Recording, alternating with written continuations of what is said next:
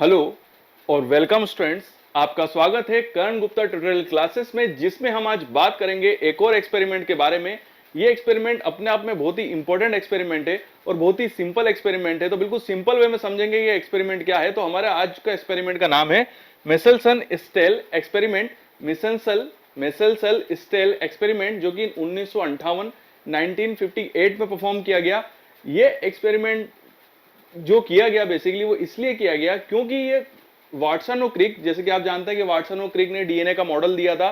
तो वाटसन और क्रिक ने एक बात कही थी और उसी बात को प्रूव करने के लिए ये एक्सपेरिमेंट किया गया। तो वाटसन और क्रिक ने बोला था कि डीएनए के जो टेम्पलेट्स होते हैं उनका कैरेक्टर होता है सेमी कंजर्वेटिव। क्वेश्चन ये उठता है कि सेमी कंजर्वेटिव का मतलब क्या होता है।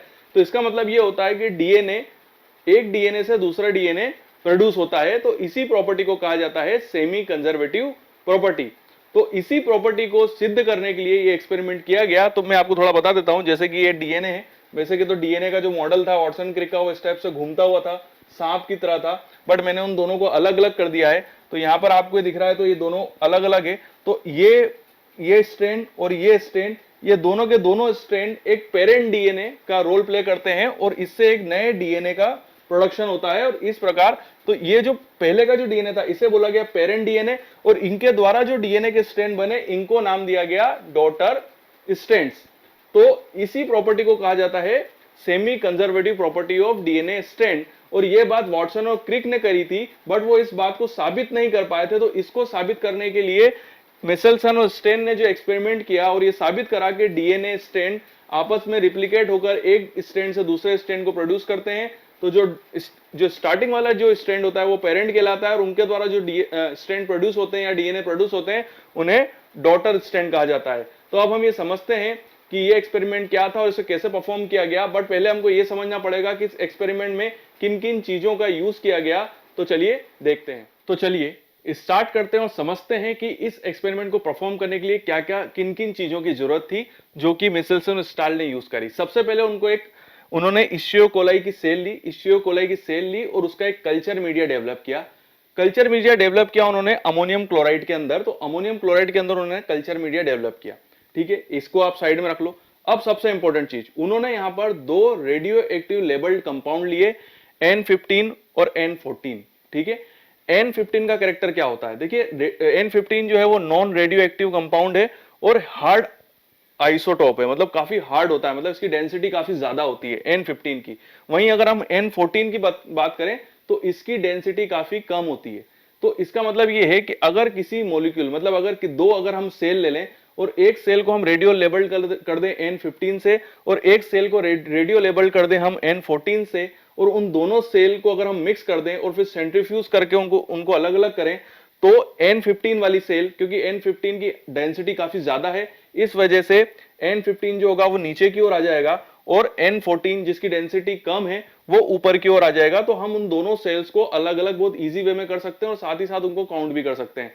देखिए यहाँ पर रेडियो एक्टिव लेबल्ड कंपाउंड का मतलब क्या होता है। देखिए रेडियो एक्टिव लेबल्ड कंपाउंड का मतलब ये होता है कि अगर किसी सेल का डिटर्मिनेशन करना है, उसके नंबर्स पता करने हैं कि जब सेल रिएक्शन के अंदर जाएगी, पार्टिसिपेट करेगी, तो कितने भागों में टूटेगी, उस सेल से कितने पार्ट बनेंगे, तो उसको हम रेडियो लेबल्ड कर देते हैं। मतलब एक तरह से हम कह सकते हैं लेबल्ड मतलब निशान लगा देना। तो जितने भाग में वो टूट जाएगी उतने जितने भी भाग उसके बने उन सभी में वो निशान मौजूद होगा। उसी प्रकार जब हम N15 से किसी भी सेल को रेडियो लेबल्ड कर देते हैं तो अगर वो सेल एक सेल से 100 सेल बन जाएगी तो उन 100 की 100 सेलों के अंदर N15 प्रेजेंट होगा और N15 के कैरेक्टर प्रेजेंट होंगे, जिसको हम डिटरमाइन कर सकते हैं अदर इंस्ट्रूमेंट के द्वारा। वैसे ही N14 के अंदर भी होंगे।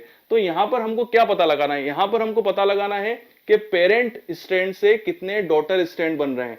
तो यहां पर हम यही करेंगे कि पेरेंट स्ट्रैंड को हम N15 से लेबल कर देंगे और डॉटर स्ट्रैंड को हम N14 से लेबल कर देंगे। तो जब स्ट्रैंड मतलब N15 मतलब पेरेंट स्ट्रैंड से जितने भी डॉटर स्ट्रैंड बने, वहां पर N14 ये बताएगा कि पेरेंट से N14 की नंबर अगर बढ़ते गए तो उससे ये सिद्ध होगा कि पेरेंट से ही डॉटर प्रोड्यूस होते हैं, मतलब डीएनए के पेरेंट स्ट्रैंड से ही बाकी के स्ट्रैंड प्रोड्यूस हुए हैं।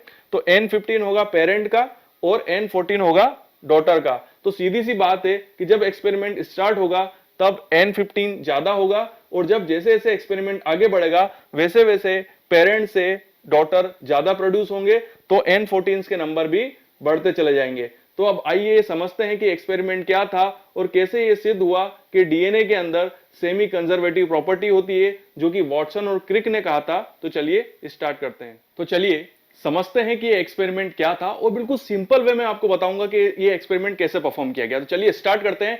सबसे पहले मेसेल्सन ने क्या करा कि एक स्टीरोकोलाई की सेल ली, उसका एक कल्चर मीडिया डेवलप किया। कल्चर मीडिया डेवलप किया अमोनियम क्लोराइड के अंदर, और उन सभी सेल्स को या उसके सारे डीएनए स्ट्रैंड को उसने लेबल कर दिया N15 से। N15 non radio active compound है और ये काफी हेवी होता है। इस चीज को मैं आपको पहले ही बता चुका हूं। अब आपको ध्यान रखना है कि यहां जितने भी डीएनए बन रहे हैं वो सारे पेरेंट्स हैं, ठीक है। हमको यही साबित करना है कि पेरेंट्स से डॉटर प्रोड्यूस होते हैं।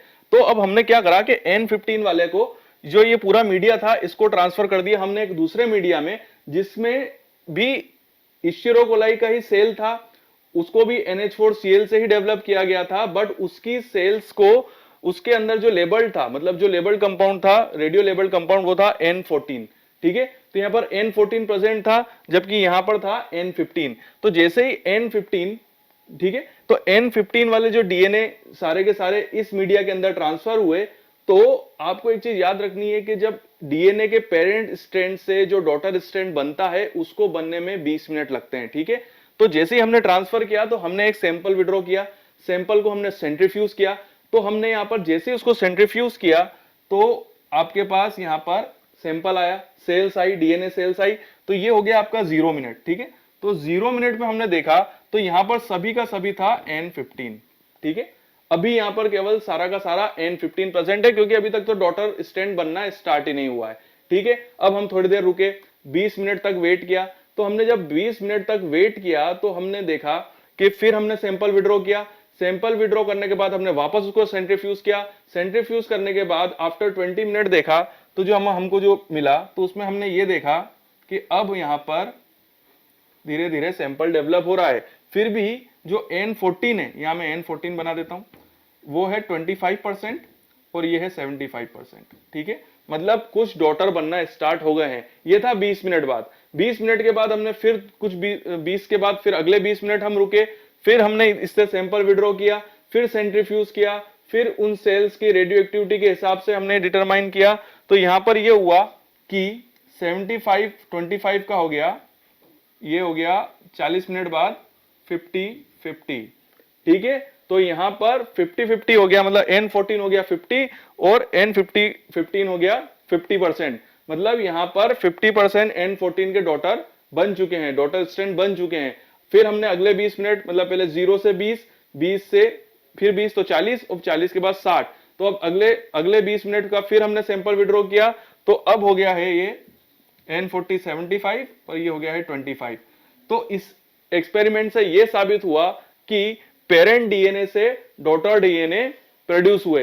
तो मैं आशा करता हूं कि आपको ये एक्सपेरिमेंट बहुत इजी और सिंपल वे में समझ में आ गया होगा। फिर भी अगर आपको कोई कंफ्यूजन है, कोई चीज समझ में नहीं आई है, तो आप कमेंट्स बॉक्स में क्वेश्चन मुझसे पूछ सकते हैं। मैं जरूर आपके क्वेश्चंस का जवाब दूंगा।